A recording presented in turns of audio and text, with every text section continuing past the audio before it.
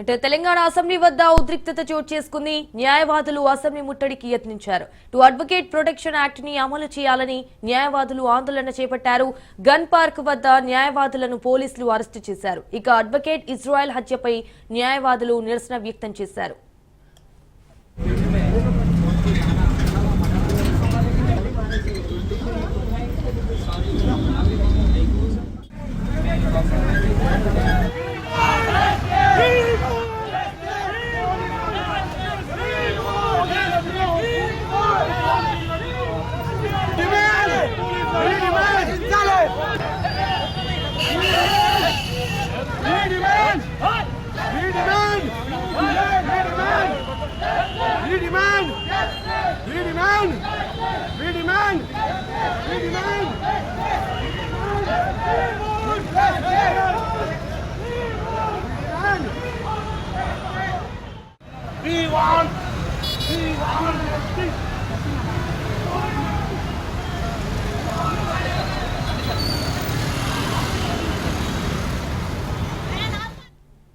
Right, ఇదే విషయానికి సంబంధించి మరిన్ని డీటెయిల్స్ మా ప్రతినిధి రత్నకుమార్ ఫోన్ ద్వారా అందిస్తారు. రత్నకుమార్, తెలంగాణ అసెంబ్లీ వద్ద అయితే ఉద్రిక్తత చోటు చేసుకుంది. న్యాయవాదులు అయితే అసెంబ్లీ ముట్టడికి యత్నించారు అన్నట్టు తెలుస్తోంది.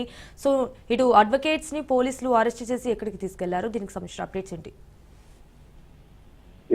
నిన్న అడ్వకేట్ ఇజ్రాయేల్ అనేటువంటి వ్యక్తి సంతోష్ నగర్ లో అత్యంత దారుణంగా హత్యకు గురయ్యాడు. దస్తగిరి అనేటువంటి నిందితుడు ఇజ్రాయేల్ ఉంటున్నటువంటి ఫ్లాట్ లో ఒక యువతిని వేధిస్తున్నటువంటి సందర్భంలో ఆమెను ఎలాగైనా కాపాడాలని ఆ నిందితుడి నుంచి ఆమెను తీసుకొని ఇజ్రాయేల్ అనే అడ్వకేట్ పోలీసులకు ఫిర్యాదు చేయడానికి వెళ్లడంతో తన మీదే పోలీసులకు ఫిర్యాదు చేయించడానికి తీసుకెళ్తావా అని కక్ష కట్టి దస్తగిరి అనేటువంటి నిందితుడు అడ్వకేట్ ఇజ్రాయేల్ ను అత్యంత కిరాతకంగా పొడిచి చంపాడు.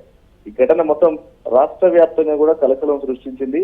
ఒక్కసారిగా భయాందోళనలో గురయ్యారు అడ్వకేట్లందరూ కూడా. ఈ క్రమంలోనే ప్రస్తుతం అసెంబ్లీ సమావేశాలు జరుగుతూ ఉండటంతో అడ్వకేట్లందరూ కూడా అసెంబ్లీ ముట్టడికి ప్రయత్నించినటువంటి పరిస్థితి ఉంది.